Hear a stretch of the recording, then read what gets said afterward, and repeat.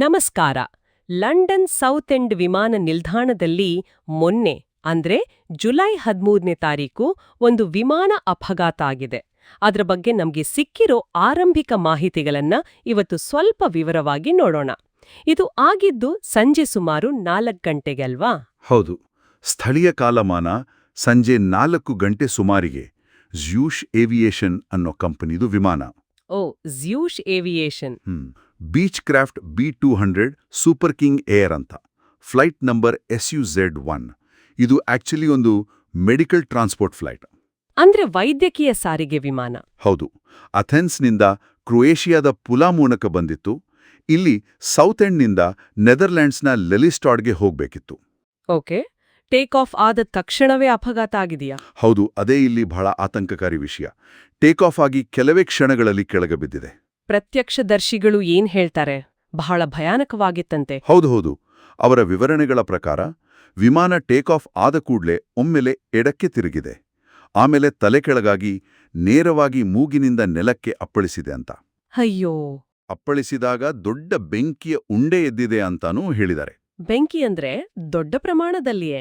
ಹೌದು, ತುಂಬಾ ದೊಡ್ಡದಾಗಿ ದಟ್ಟವಾದ ಕಪ್ಪು ಹೊಗೆ ಮೈಲುಗಟ್ಲೆ ದೂರ ಕಾಣ್ತಾ ಇತ್ತಂತೆ. ಮತ್ತೆ ಇನ್ನೂ ಸ್ವಲ್ಪ ವಿಚಿತ್ರವಾದ ವಿಷಯ ಅಂದ್ರೆ, ಏನು? ಪಕ್ಕದಲ್ಲೇ ಗಾಲ್ಫ್ ಕ್ಲಬ್ ಇದೆಯಲ್ಲ, ರೋಚ್ಫೋರ್ಡ್ 100 ಗಾಲ್ಫ್ ಕ್ಲಬ್ ಅಂತ. ಅಲ್ಲಿದ್ದ ಕೆಲವರು ವಿಮಾನ ಕೆಳಗೆ ಬೀಳೋ ಮೊದಲು ಪೈಲಟ್ಗಳು ಕೈ ಬೀಸಿದ್ದನ್ನು ನೋಡಿದ್ವಿ ಅಂತ ಹೇಳಿದ್ದಾರೆ. ಆದ್ರೆ ಹೌದಾ? ಅದು ಎಷ್ಟರ ಮಟ್ಟಿಗೆ ನಿಜವೋ? ಇಂಥ ಸಂದರ್ಭದಲ್ಲಿ ಸ್ವಲ್ಪ ಕಷ್ಟ ಹೇಳೋದು ಅಲ್ವಾ? ಖಂಡಿತ. ಆ ಶಾಕ್ನಲ್ಲಿ ನೋಡಿದ್ದು ಎಷ್ಟರ ಮಟ್ಟಿಗೆ ನಿಖರವಾಗಿರುತ್ತೆ ಅನ್ನೋದು ಪ್ರಶ್ನೆನೆ. ಆದ್ರೆ ಹೊಗೆ ಮಾತ್ರ ಭಯಂಕರವಾಗಿತ್ತು ಅಂತ ಎಲ್ಲರೂ ಹೇಳ್ತಾರೆ. ಸರಿ. ಘಟನೆ ಆದ ತಕ್ಷಣ ತುರ್ತು ಸೇವೆಗಳು ಅಂದ್ರೆ ಪೊಲೀಸ್, ಫೈರ್ ಬ್ರಿಗೇಡ್ ಎಲ್ಲ ಬಂದ್ರಾ? ತಕ್ಷಣವೇ ಎಸ್ಎಕ್ಸ್ ಪೊಲೀಸ್, ಅಗ್ನಿಶಾಮಕ ದಳ, ಆಂಬ್ಯುಲೆನ್ಸ್ಗಳು, ಏರ್ ಆಂಬ್ಯುಲೆನ್ಸ್ ಕೂಡ ಎಲ್ಲರೂ ಸ್ಪಾಟ್ಗೆ ಧಾವಿಸಿದ್ರು. ಏರ್ಪೋರ್ಟ್ ಸುತ್ತಮುತ್ತಲಿನ ಜಾಗವನ್ನೆಲ್ಲ ಖಾಲಿ ಮಾಡಿಸಿದ್ರಾ? ಹೌದು. ಗಾಲ್ಫ್ ಕ್ಲಬ್ ಸೇರಿ ಅಕ್ಕಪಕ್ಕದ ಪ್ರದೇಶಗಳನ್ನ ಸುರಕ್ಷತೆ ದೃಷ್ಟಿಯಿಂದ ತೆರವುಗೊಳಿಸಿದ್ರು. ವಿಮಾನ ನಿಲ್ದಾಣವನ್ನಂತೂ ತಕ್ಷಣ ಮುಚ್ಚಿಬಿಟ್ರು. ಓಕೆ. ಫ್ಲೈಟ್ಗಳೆಲ್ಲ ಕ್ಯಾನ್ಸಲ್ ಅಥವಾ ಡೈವರ್ಟ್ ಆಗಿರ್ಬೇಕು? ಹೌದು. ಎಲ್ಲ ಫ್ಲೈಟ್ಗಳನ್ನ ರದ್ದು ಮಾಡಿದ್ರು ಅಥವಾ ಬೇರೆ ಕಡೆಗೆ ತಿರುಗಿಸಿದ್ರು. ಈಗ ಮುಖ್ಯವಾದ ಪ್ರಶ್ನೆ ಅಂದ್ರೆ ತನಿಖೆ ಯಾರ್ ಮಾಡ್ತಿದ್ದಾರೆ? AAIBನ. ಹೌದು.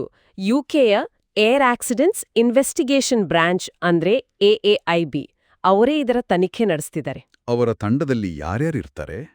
ಇದೊಂದು ಮಲ್ಟಿ ಡಿಸಿಪ್ಲಿನರಿ ಟೀಮ್. ಅಂದ್ರೆ ಇಂಜಿನಿಯರ್ಗಳು, ಪೈಲಟಿಂಗ್ ಎಕ್ಸ್ಪರ್ಟ್ಸ್, ಆಪರೇಷನ್ಸ್ ಸ್ಪೆಷಲಿಸ್ಟ್ಗಳು ಮತ್ತೆ ಹ್ಯೂಮನ್ ಫ್ಯಾಕ್ಟರ್ಸ್ ನೋಡೋರು. ಹೀಗೆ. ಫ್ಲೈಟ್ ರೆಕಾರ್ಡರ್ಗಳೆಲ್ಲ ಸಿಕ್ಕಿದ್ಯಾ? ಅದರ ಬಗ್ಗೆ ಇನ್ನೂ ಮಾಹಿತಿ ಹೊರಬಂದಿಲ್ಲ. ಆದ್ರೆ AAIB ತಂಡ ಸಾಮಾನ್ಯವಾಗಿ ಫ್ಲೈಟ್ ಡೇಟಾ ರೆಕಾರ್ಡರ್ FDR ಮತ್ತೆ ಕಾಕ್ಪಿಟ್ ವಾಯ್ಸ್ ರೆಕಾರ್ಡರ್ CVR, ಆ ಬ್ಲ್ಯಾಕ್ ಬಾಕ್ಸ್ಗಳು ಅಂತಾರಲ್ಲ, ಅವೆರಡನ್ನು ಹುಡುಕಿ ಅದರಲ್ಲಿರೋ ಡೇಟಾನ ವಿಶ್ಲೇಷಣೆ ಮಾಡ್ತಾರೆ. ಜೊತೆಗೆ ಎಸೆಕ್ಸ್ ಪೊಲೀಸರು ಸಹಾಯ ಮಾಡ್ತಿದ್ದಾರೆ. ವಿಮಾನಯಾನ ಸಂಸ್ಥೆ ಜ್ಯೂಶ್ ಏವಿಯೇಷನ್ ಅವರೇನ್ ಹೇಳಿದ್ದಾರೆ? ಅವರು ತನಿಖೆಗೆ ಪೂರ್ತಿ ಸಹಕಾರ ಕೊಡ್ತೀವಿ ಅಂತ ಹೇಳಿದ್ದಾರೆ. ಸಹಜವಾಗಿಯೇ ಈ ಘಟನೆಯಿಂದ ತುಂಬಾ ದುಃಖ ಆಗಿದೆ ಅಂತಾನೂ ತಿಳಿಸಿದ್ದಾನೆ. ಸದ್ಯಕ್ಕೆ ಅಪಘಾತಕ್ಕೆ ಕಾರಣ ಏನು ಅಂತ ಏನಾದ್ರೂ ಸುಳಿವಿದ್ಯಾ? ಇಲ್ಲ, ಖಂಡಿತ ಇಲ್ಲ. ಈಗಲೇ ಏನೋನೋ ಹೇಳೋಕ್ಕಾಗಲ್ಲ. ಟೇಕ್ ಆಫ್ ಆಗಿ ಕೆಲವೇ ಸೆಕೆಂಡ್ಗಳಲ್ಲಿ ಅಷ್ಟು ಕಡಿಮೆ ಎತ್ತರದಲ್ಲಿ ಹೀಗೆ ಕಂಟ್ರೋಲ್ ಹೋಗಿ ಬೀಳೋದು ಇದು ತುಂಬಾ ಅಸಾಮಾನ್ಯ. ಹೌದು.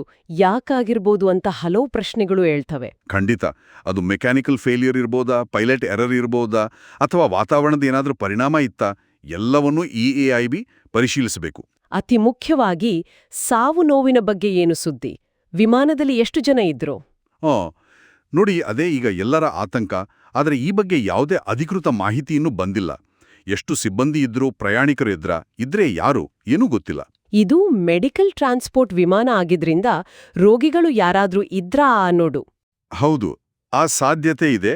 ಆದರೆ ಖಚಿತವಾಗಿ ಹೇಳೋಕ್ಕಾಗಲ್ಲ. ತನಿಖಾ ವರದಿ ಬರೋವರೆಗೂ ಕಾಯಲೇಬೇಕು. ಸದ್ಯಕ್ಕೆ ಊಹಾಪೋಹಗಳು ಬೇಡ. ಸರಿ. ಹಾಗಾದ್ರೆ ಒಟ್ಟಿನಲ್ಲಿ ನಮ್ಗೆ ಗೊತ್ತಿರೋದು, ಜ್ಯೂಶ್ ಏವಿಯೇಷನ್ನ Beechcraft B200 super king air ವಿಮಾನ ವೈದ್ಯಕೀಯ ಸಾರಿಗೆ ಮಾಡ್ತಾ ಇದ್ದಿದ್ದು, ಸೌತ್ ಎಂಡ್ನಲ್ಲಿ ಟೇಕ್ ಆಫ್ ಆದ ತಕ್ಷಣವೇ ಒಂದು ಅಸಾಮಾನ್ಯ ರೀತಿಯಲ್ಲಿ ಪತನವಾಗಿ ಬೆಂಕಿ ಹೊತ್ಕೊಂಡಿದೆ. AAIB ತನಿಖೆ ನಡೆಸ್ತಿದೆ. ಕಾರಣ, ಸಾವು ನೋವಿನ ವಿವರಗಳು ಇನ್ನೂ ಲಭ್ಯವಿಲ್ಲ. ಹೌದು, ನಿಖರವಾಗಿ.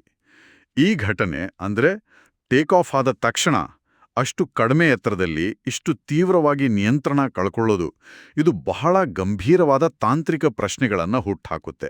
ಹಾರಾಟದ ಅತ್ಯಂತ ಆರಂಭದ ಹಂತದಲ್ಲೇ ಹೀಗಾಗಿದೆಯಲ್ಲ? ಅದೇ ಆ ಇನಿಷಿಯಲ್ ಕ್ಲೈಂಬ್ ಫೇಸ್ನಲ್ಲೇ ಏನಾಗಿರಬಹುದು? ಸಡನ್ನಾಗಿ ಕಂಟ್ರೋಲ್ ಸರ್ಫೇಸ್ ಫೇಲಿಯರ್ ಆಯ್ತಾ? ಅಥವಾ ಇಂಜಿನ್ನಲ್ಲಿ ಏನಾದರೂ ಸಮಸ್ಯೆ ಆಯ್ತಾ? ಅಥವಾ ಪೈಲಟ್ಗಳಿಗೆ ಏನಾದರೂ ಅನಿರೀಕ್ಷಿತ ತೊಂದರೆ ಉಂಟಾಯ್ತಾ? ಇದಕ್ಕೆಲ್ಲ ಉತ್ತರ ಸಿಗೋಕೆ ಸ್ವಲ್ಪ ಸಮಯ ಬೇಕಾಗುತ್ತೆ ಅನ್ಸುತ್ತೆ. ಖಂಡಿತವಾಗಿಯೂ. AIB ವರದಿ ಬರುವವರೆಗೂ ಕಾಯಲೇಬೇಕು. ಆದರೆ ಈ ಘಟನೆ ನಮಗೆ ಒಂದು ವಿಷಯವನ್ನ ನೆನಪಿಸುತ್ತೆ. ವಾಯುಯಾನ ಅಪಘಾತಗಳ ತನಿಖೆ ಎಷ್ಟು ಸಂಕೀರ್ಣವಾಗಿರುತ್ತೆ ಅಂತ. ಹೌದು. ಅದರಲ್ಲೂ ಇಷ್ಟು ಕಡಿಮೆ ಸಮಯದಲ್ಲಿ ಇಷ್ಟು ಕಡಿಮೆ ಎತ್ತರದಲ್ಲಿ ನಡೆದ ಘಟನೆಗಳ ಮೂಲ ಕಾರಣವನ್ನ ಕಂಡುಹಿಡಿಯೋದ್ರಲ್ಲಿರುವ ಸವಾಲುಗಳು ಅನೇಕ.